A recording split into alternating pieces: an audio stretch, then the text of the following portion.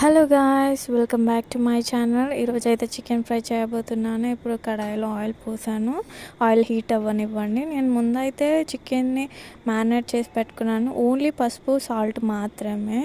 బాగా డ్రై అయిపోయాయి.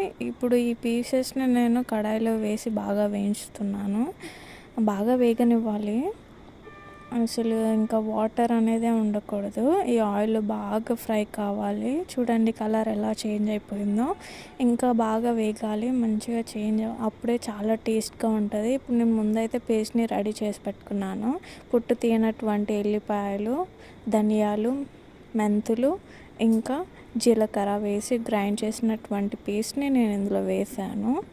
కొంచెం సాల్ట్ కూడా వేసుకోండి మీకు కావాల్సినంత. ఇప్పుడు మీకు సరిపడే అంత కారం వేసుకొని ఆఫ్ చేసేసుకోండి అంతే. చూడండి ముక్క అయితే చాలా టేస్ట్గా ఉంది. తప్పకుండా ట్రై చేయండి.